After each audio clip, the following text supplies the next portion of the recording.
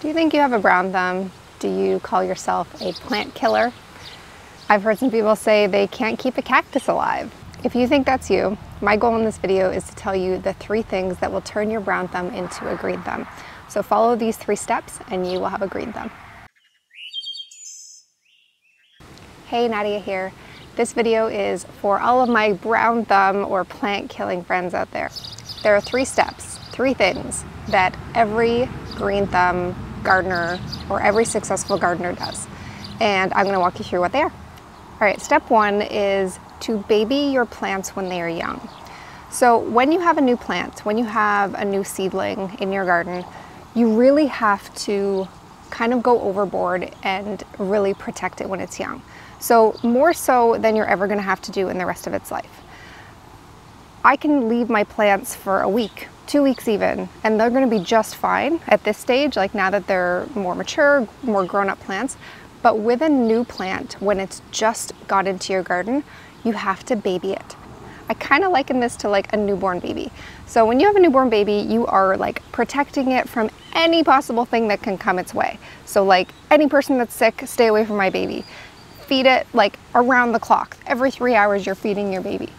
With plants, it's similar. Not every 3 hours, but you are taking a lot more care of your plants when they're young. So if you find that you're killing your plants early on when you're just planting them, then you really want to just stay more on top of it. So every single day after you plant a new plant or you plant seeds in your garden, you want to be watering it every single day for at least a few weeks until the plant is what they call established in your garden. And established in your garden just means that it's like, it's kind of made its home there. So it's kind of like a toddler now at this point. You can let it be a little bit more, it's stronger, it can kind of take care of itself a little bit more.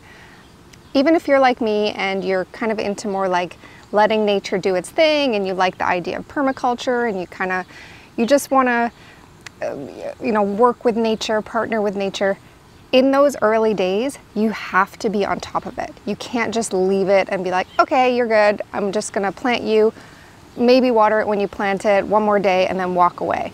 Your plant's probably gonna die, or at least some of them will. So in those early days, baby your plants, really take care of them. So water it every single day, keep the weeds and pests off of the plant. So keep anything that could attack or take over that plant, keep them away from the plant. I have another video where I walk through how to plant, like take a transplant and plant it in the ground. If you want to check it out, it's very step by step. You can see exactly how I do it. After you're past that sort of newborn phase period, you're going to go into what I like to call maintenance mode.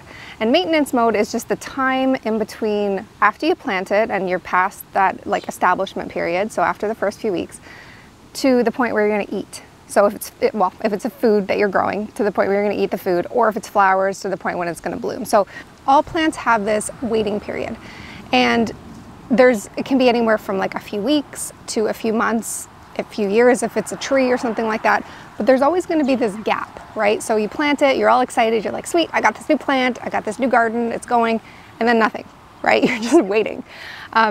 Especially something like tomatoes, which are right next to me.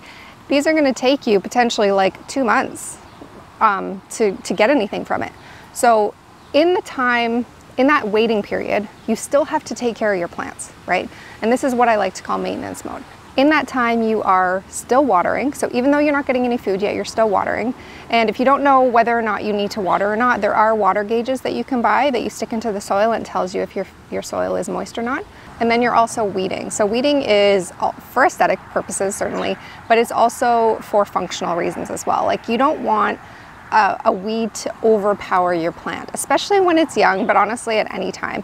It can really suck the life out of the plant because it's going to be competing for water, it's going to be competing for nutrients. So just keep the weeds away. And also, if you have any pest issues, deal with those. My 2 favorite strategies for pest management are companion planting and netting. I would just stick with netting for now while you're just starting out, but certainly companion planting is a cool thing to get into later too. And then eventually you're going to get to pick your food or pick your flowers or whatever it is you're growing. There is one more step though, and that is garden planning. And garden planning is, I'll tell you kind of what it includes. It includes planting at the right time for your climate. So everyone in the world has an ideal sort of planting schedule. So you might your ideal planting window might be like April, May, or it might be June, July, like it could be, or it might be February. Like it totally depends on where you live. Every city has its own. But garden planning just includes finding the right time to be planting the things that you want to grow for your climate. So there isn't like one time. It's also in picking the right plants for your climate and for your garden conditions. So let's say you have like a shady area in your garden. You will want to pick plants that will grow well in the shade. Don't grow tomatoes if you only have 2 hours of sun, for example. And garden planning also includes the right spacing. So making sure that you are giving your plants enough room to grow. So those are kind of the 3 main parts of garden planning. And the reason I'm including this in what I call like fundamental, like kind of every gardener should do this, is because you can do every other thing right. You can be taking care of your newborn plants, you can be watering, you can be weeding, you can be keeping them away from keeping pests away. But if you're growing things at the completely wrong time, if you're spacing things like not even close to the amount of space that they need, you're not going to have good success. You're going to think that you're doing something wrong in your gardening approach, but you're just missing something in those garden planning steps. So that's why I say garden planning is actually one of the 3 steps in order to have a green thumb. I actually don't have a video on garden planning. It's kind of strange that I don't have this video. I should do one of those. But until then, I'll have some links to some other videos that I have that are related to garden planning, or you can just, of course, Google it. But really finding out some information about your climate and then pairing those plants to your climate. We do also have a garden planning app that kind of walks you through this whole process if you want to check that out. But find some way to get that information. Find out more information about your climate and pair your garden to your climate.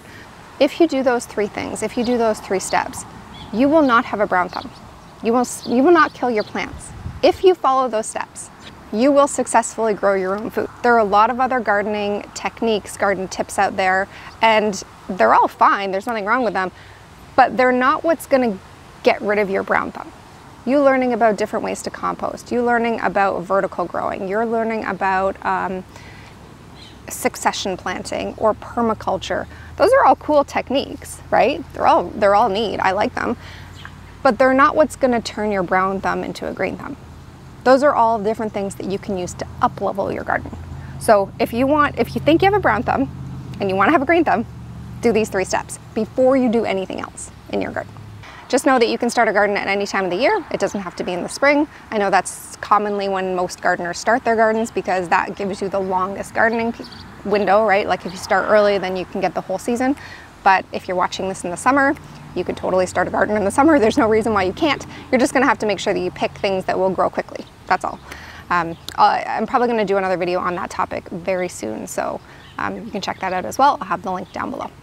And that's it for this one. I'll see you in the next one.